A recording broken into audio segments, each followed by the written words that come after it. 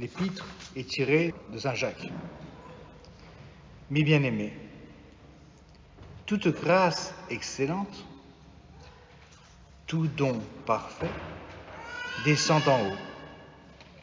Il vient du Père des Lumières, chez qui il n'y a ni variation, ni ombre, ni changement. De sa propre volonté, il nous a engendrés par la parole de vérité, afin que nous soyons comme les prémices de ses créatures. Vous le savez, mes bien chers frères, que tout homme soit prompt à écouter, lent à parler, lent à se mettre en colère, car la colère de l'homme n'accomplit pas la justice de Dieu. C'est pourquoi, rejetant toute souillure, tout excès de méchanceté, recevez avec douceur la parole entrée en vous qui peut sauver vos âmes. Une traduction du Saint-Évangile selon saint Jean. En ce temps-là, Jésus dit à ses disciples, « Je vais à celui qui m'a envoyé, et aucun de vous ne me demande, où allez-vous donc ? Mais parce que je vous ai dit ces choses, la tristesse a rempli votre cœur. Cependant, je vous dis la vérité. Il vous est utile que je m'en aille, car si je ne m'en vais pas, le Paraclet ne viendra pas en vous. Mais si je m'en vais, je vous l'enverrai. Et lorsqu'il sera venu, il convaincra le monde en ce qui concerne le péché, la justice, le jugement. En ce qui concerne le péché, parce qu'ils n'ont pas cru en moi. En ce qui concerne la justice, parce que je m'en vais à mon Père et que vous ne me verrez plus. En ce qui concerne le jugement, parce que le prince de ce monde est déjà jugé. Oh, j'ai encore beaucoup de choses à vous dire, mais vous ne pouvez le porter maintenant. Quand cet esprit de vérité sera venu, il vous enseignera toute vérité, car il ne parlera pas de lui-même, mais il dira tout ce qu'il aura entendu. Et il vous annoncera l'avenir. Il me glorifiera parce qu'il recevra de ce qui est en moi et il vous l'annoncera.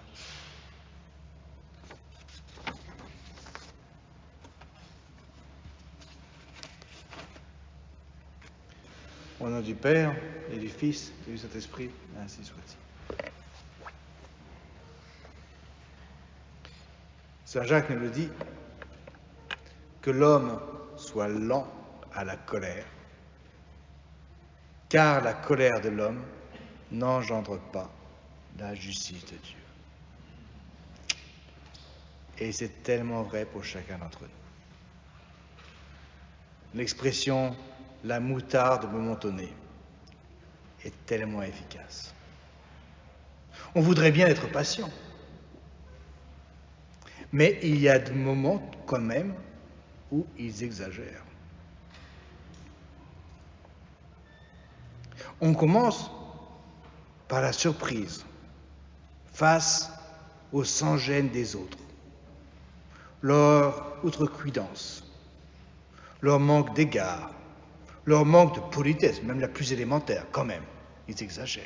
Comment est-ce possible? Alors, on s'indigne d'abord. Et puis, on est mécontent. Et puis, on est agacé. Et puis, c'est la crise. On n'en peut plus. Alors, ça vient la haine, le désir de vengeance, la colère, la rage, l'injustice, la fureur qui nous prend. On n'y tient plus. Il faut que ça sorte. Et petit à petit, le sang est monté à la tête, la mâchoire, les poings se sont crispés, le pouls s'est fait plus rapide, la respiration elle-même est devenue haletante, on explose. Et ils l'ont bien cherché, c'est de leur faute. Ils devaient s'y attendre. Et d'ailleurs, c'est toujours la même histoire avec eux. Avec ces gens-là, on ne peut rien faire, ils nous mettent en colère. C'est de leur faute. Ça fait sourire, n'est-ce pas? Et pourtant, c'est notre quotidien. Cette description nous est que trop familière. Oh, bien évidemment, on ne se met pas toujours en rage, et presque. Les bouddhistes ont un côté amusant d'aborder la colère. Ils disent qu'il ne faut pas se mettre en colère parce que la colère a été confisquée par les dieux parce que les hommes ne savent pas en faire bon usage. Seul Dieu peut se mettre en colère parce que seul Dieu comprend la justice. Aristote écrivait que la colère divine est l'expression de la justice. Mais moi, mais vous, mais nous, nous ne sommes pas des dieux. Et notre justice est bien faible. Notre colère, c'est toujours de la fureur, aussi brève soit-il. Alors, est-ce qu'il y a une juste colère? Est-ce qu'il est bon de temps en temps de se mettre en colère? Après tout, notre Seigneur lui-même nous a donné un exemple extraordinaire de colère. Tout y était. Le renversement de table, les fouets, tout. Tout ce qu'on peut imaginer, jusqu'au bout. Et pourtant. Peut-on aussi parler des avantages ou de la nécessité de la colère? Parce qu'après tout, la colère, c'est une passion. C'est une passion du même ordre que l'amour, la recherche de la vérité, la crainte. La colère, c'est le moteur de nos actions. Elle pousse l'homme juste à se surpasser. La colère, c'est cet aiguillon précieux, même nécessaire que nous avons tous. Ne connaissez-vous pas de ces âmes qui semblent n'avoir aucun sang dans leurs veines? Face au terrible colérique, il y a l'apathique, le mou du ventre. On a l'impression qu'on peut pousser, il ne réagit jamais. Rien ne semble l'agacer, le toucher, le faire réagir. Mais ce n'est pas notre cas. Malheureusement, on réagit bien et bien trop vite. Et puis, dirons-nous, après tout, une bonne colère de temps à autre, ça fait du bien. Alors, ce n'est pas forcément juste, mais ça soulage. Et puis, il y a des choses qui doivent être dites. La justice nous pousse. De bonnes colères, après tout, ne sont-elles pas que des corrections fraternelles un peu vigoureuses? Et puis tous les psychologues, tous les directeurs spirituels vous diront que c'est nocif que de garder la colère à l'intérieur. Les colères retenues, les frustrations non exprimées, c'est pas bien du tout. Alors, je me mets en colère, c'est pour le bien des autres. Non, jamais. On pourrait continuer comme ça à essayer de justifier nos colères, mais elles ne sont pas justifiables. Il est remarquable de voir comment la colère, comment le coléreux trouve toujours des bonnes excuses pour se justifier. Mais soyons francs, soyons honnêtes avec nous-mêmes, il y a très peu de colère qui soit de sainte colère et encore moins de juste colère. Car justement, la colère par définition n'est pas juste. Justement, la colère, c'est un manque de contrôle de soi. On s'est lâché, on a perdu pour le moment, et pour un moment, le contrôle et la raison. Et sans raison, il n'y a pas de justice. C'est impossible. Et puis la colère nous amène à dire ce qu'il nous a sur le cœur. Il n'y a plus de filtre parce qu'il n'y a plus de raison. Alors l'autre, qu'il n'écoute ou qu'il n'écoute pas, qu'on l'écoute ou qu'on ne l'écoute pas, d'ailleurs, ça n'importe pas tout. Il se ferme à notre argument. On entre dans un dialogue de sourds. Et comme la colère est toujours le fait du faible, de celui qui est vulnérable, eh bien, elle est agressive. Et comme elle est agressive, elle communique l'agressivité à l'autre. Elle engendre la colère de l'autre. Loin d'être le fruit de la justice, comme on voudrait l'être, elle crée une injustice nouvelle.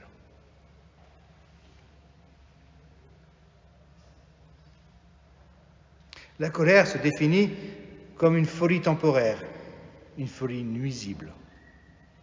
En effet, elle me pousse vers le côté sombre. Elle en arrive même à nous déformer les traits.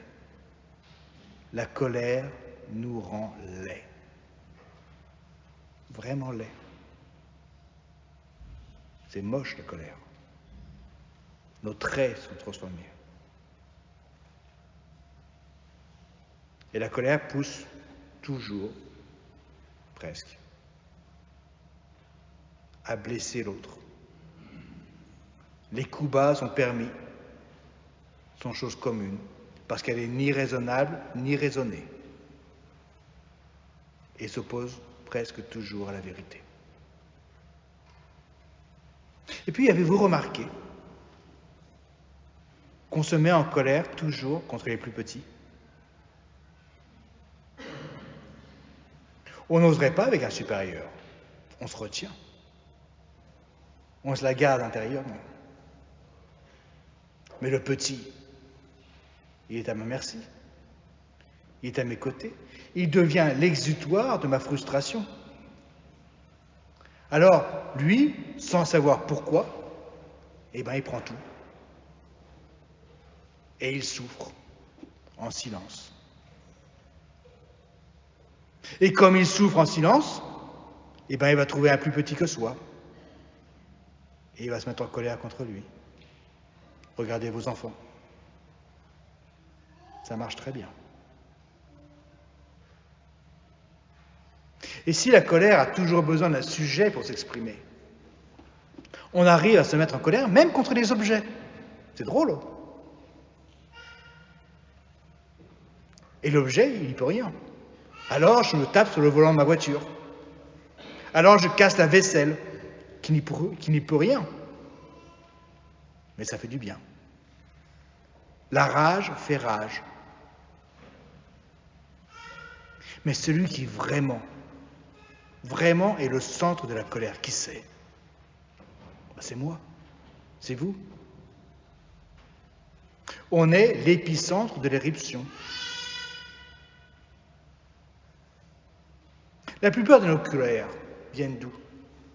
De nos frustrations. On attend quelque chose de concret. Ou pas concret d'ailleurs, on s'en fiche. Il faut que cela soit comme je le veux. Que ce soit possible ou pas, ça n'importe pas, je le veux. Sinon, je me fâche. Alors, je tempête contre ma voiture qui ne démarre pas. C'est sûr, je n'ai pas mis d'essence dedans, mais c'est pas grave. Elle a tort. Elle devrait démarrer parce que je le veux. Je hurle contre mon enfant qui ne mémorise pas ses tables de multiplication, non pas parce que je suis un mauvais pédagogue, non pas parce que mon enfant est sot, c'est pas possible, c'est mon enfant, mais parce que je le veux, donc il devrait le savoir. Je lui ai dit une fois, donc il devrait le savoir. C'est moi.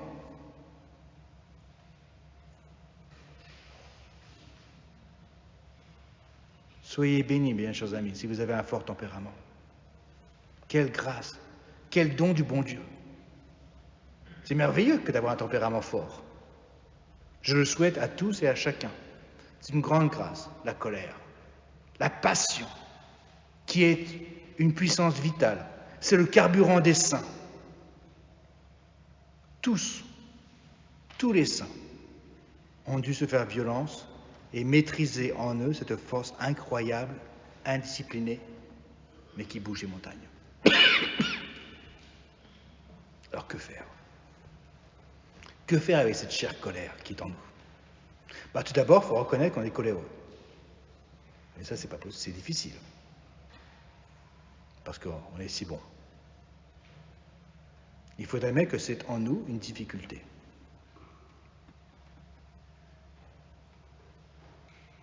On peut, et beaucoup d'autres le font, dire que c'est la faute au bon Dieu, et que c'est le bon Dieu qui m'a donné son tempérament coléreux, colérique, et donc, tant pis pour les autres. C'est comme ça que je suis. Eh bien non. Vous avez ce don, portez votre don, mais ne le faites pas porter aux autres. Parce que c'est insupportable pour les autres. Alors la première chose à faire contre la colère, c'est de cesser de croire. Il faut que je cesse de me croire, qu'il faut que vous cessiez de vous croire comme étant le centre du monde. Tout le monde n'est pas à votre service. Parce que presque toutes les colères, sinon toutes les colères, tournent autour de nous-mêmes. Autour de cette sainte trinité qui est moi, mon, je. Essayez-vous de vous mettre en colère sans utiliser ces mots. C'est presque impossible. Moi, mon, je. Je t'avais bien dit de ne pas faire ainsi. Qu'est-ce que j'ai fait au bon Dieu pour qu'il me fasse cela? Tu sais combien cela me coûte? Toujours. Moi, moi, moi. Sans ce moi, la colère n'a plus de combustible, elle s'éteint.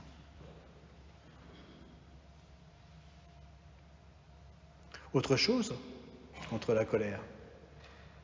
Avant de vous mettre en colère, écoutez ce que l'autre vous dit. Écoutez, c'est marrant. Lent à parler, prompt à écouter.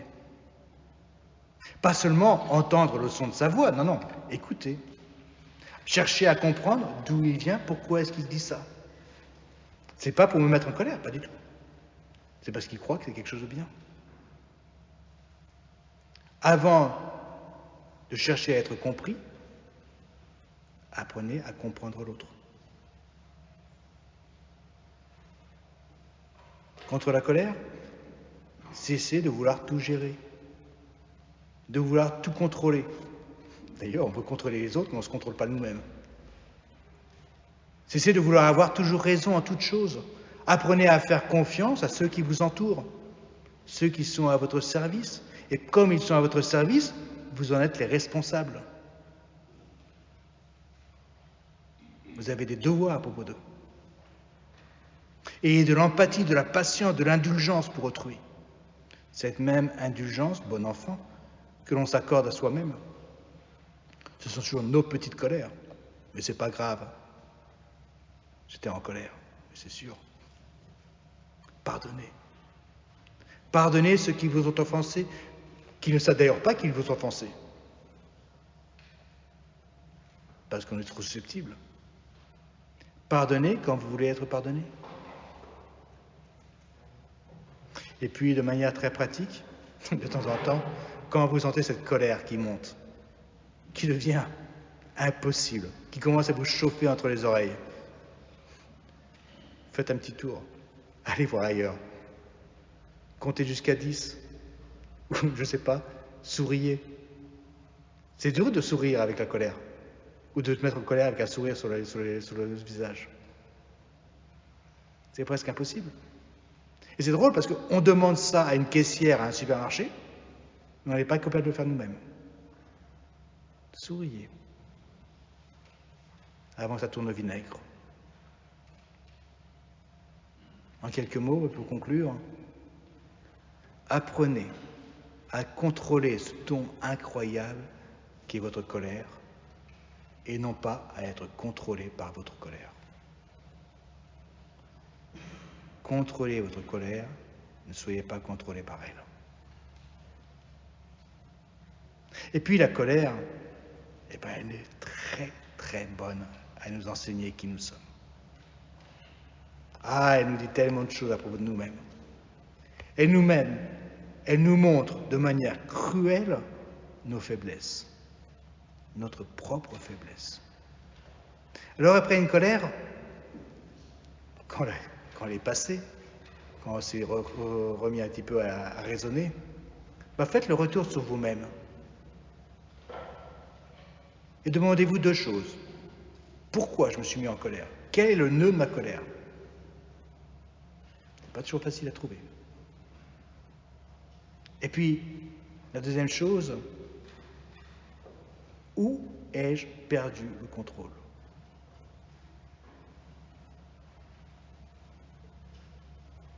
Comme ça, à l'occasion prochaine, qui viendra peut-être dans 5 minutes, plus, on attend. Eh bien, on sera un peu plus préparé pour éviter de retomber dans la même colère. Une autre chose qui est très importante au niveau de la colère c'est toujours un acte d'orgueil, faisons un acte d'humilité. Et si on était capable de se mettre en colère et de dire ce qu'on avait sur le cœur, soyons aussi capables de demander pardon, aussi fort qu'on s'est mis en colère. Excuse-moi. Acte d'humilité. Et si on fait ça à chaque fois qu'on se met en colère, on préférera, parce que c'est très difficile de demander pardon, de ne pas se mettre en colère, parce que comme ça on n'a pas demandé pardon. Et c'est bien. Dernière chose, quand on se met en colère, on offense quelqu'un. Essayez de considérer les dégâts que l'on commet pendant la colère. Ce ne sont pas seulement les verres brisés, les assiettes cassées. Non. Ce sont les cœurs qu'on a meurtris. Et ça, vous réparez comment? Regret, repentance, humiliation imposée à soi-même, retour à la raison, abandon du motif trop souvent futile de ma colère, si je m'en souviens encore pourquoi. Tout ça, ça nous aide à nous battre. La colère, c'est merveilleux. C'est un don divin. Alors, puissions-nous en faire bon usage. Nous sommes comme des locomotives à vapeur. C'est une puissance, c'est une énergie qui est en nous.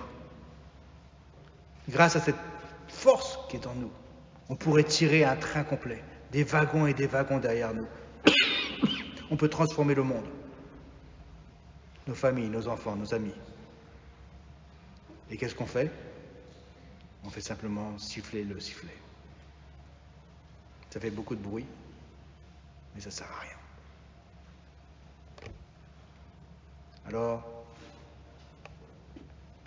laissons la colère au bon Dieu. Et souvenons-nous que si la colère est une fureur brève, si la colère passe, les rancunes demeurent. Ainsi soit-il. Au nom du Père et du Fils et du Saint-Esprit, ainsi soit-il.